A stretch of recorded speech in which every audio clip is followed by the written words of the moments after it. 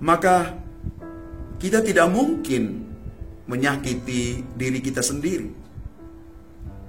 Mencintai Tuhan dan sesama berarti mencintai diri kita sendiri.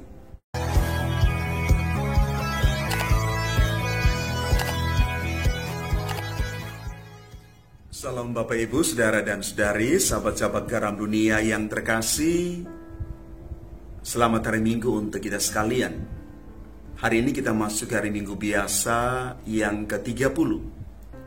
Dan bacaan-bacaan kudus yang kita renungkan pada kesempatan ini teristimewa bacaan Injil yang dikutip dari Injil Matius bab 22 ayat 34 sampai dengan 40. Mau mengajak kita semua untuk merenungkan makna terdalam dari semangat kasih yang Tuhan Yesus wartakan kepada kita semua, bagaimana mengasihi Tuhan dan sesama.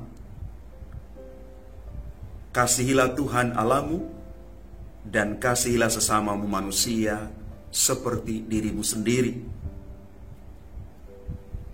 Hukum kasih menjadi dasar dan puncak dari semua aturan dalam bentuk apapun itu. Bapak, Ibu, Saudara dan Saudari yang terkasih, kalau kita merenungkan bacaan Injil hari ini, kita semua melihat dan memaknai bagaimana para ahli Taurat yang datang kepada Yesus dan bertanya, hukum manakah yang terutama dalam hukum Taurat? Mereka tidak pernah menyangka akan jawaban Yesus. Para ahli Taurat ini mengira bahwa hukum itu selalu identik dengan aturan-aturan yang baku, bahkan kaku, mengikat, dan juga disertai dengan hukuman yang berat. Maka Yesus memberikan jawaban ini kepada mereka. Hukum kasih itu lebih utama di atas hukum apapun itu.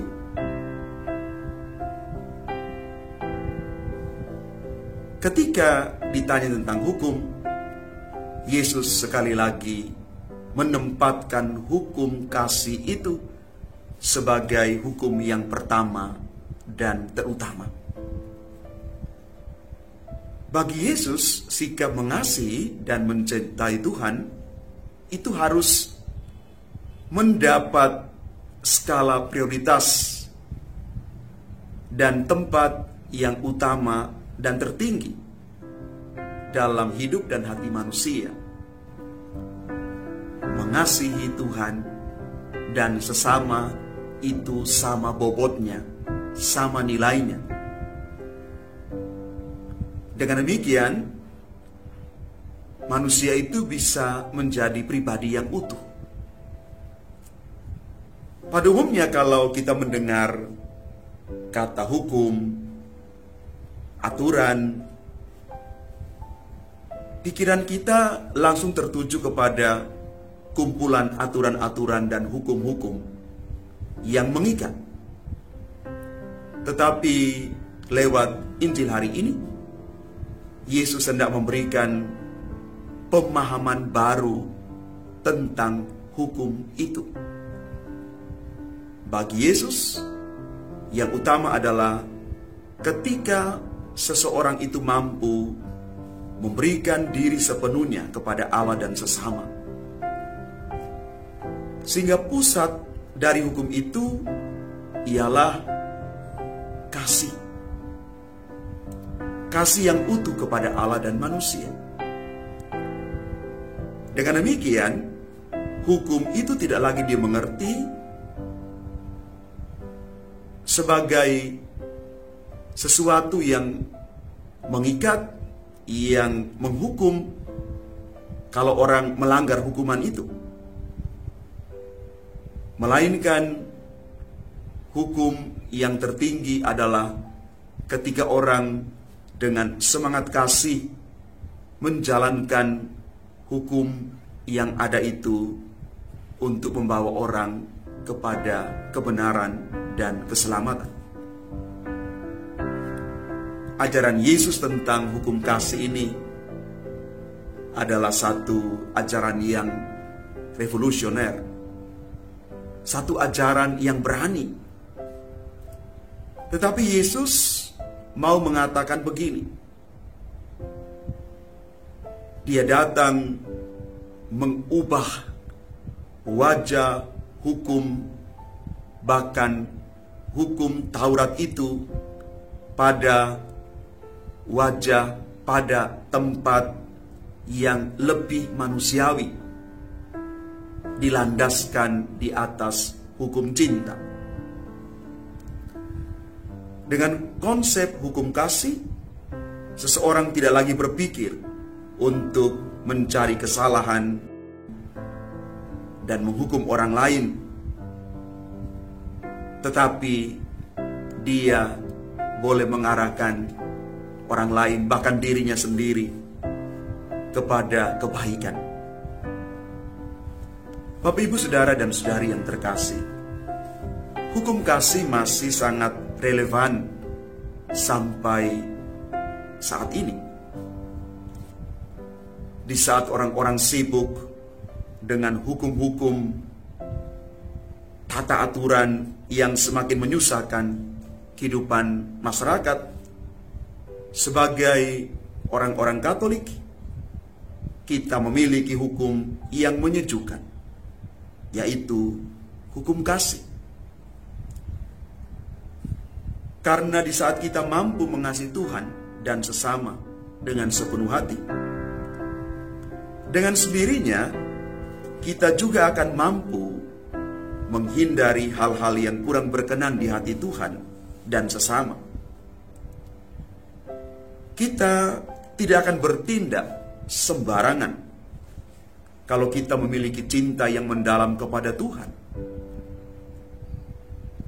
Kita juga tidak akan tega berbuat hal yang kejam jika kita memiliki kasih yang besar kepada sesama kita. Justru pelanggaran-pelanggaran yang kita lakukan sebenarnya menunjukkan kurangnya cinta kita kepada Tuhan dan sesama. Bapak, Ibu, Saudara, dan Saudari yang terkasih, hukum kasih merupakan landasan bagi hidup beriman kita. Sebagai contoh, kita pergi ke gereja merayakan Ekaristi Kudus itu bukan sekadar memenuhi kewajiban mingguan kita, melainkan wujud cinta kasih kita kepada Tuhan.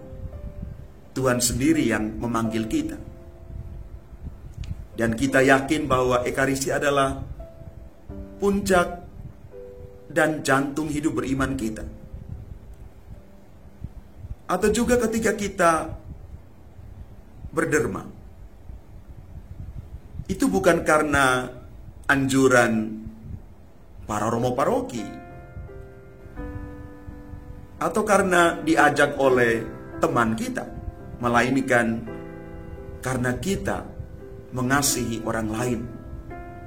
Kita mengasihi gereja lewat apa yang kita berikan untuk gereja dan juga untuk orang-orang lain. Bapak, Ibu, Saudara, dan Saudari yang terkasih, inilah hukum cinta kasih yang Yesus ajarkan kepada kita sekalian. Kasihilah Tuhan Allahmu, kasihilah sesamamu manusia seperti diri sendiri. Karena itu, sebenarnya orang lain adalah diriku sendiri. Maka kita tidak mungkin menyakiti diri kita sendiri. mencintai Tuhan dan sesama berarti mencintai diri kita sendiri. Mari Bapak Ibu saudara-saudari yang terkasih, kita berjalan di dalam semangat cinta kasih ini sebagai landasan kehidupan beriman kita setiap hari. Tuhan memberkati kita sekalian.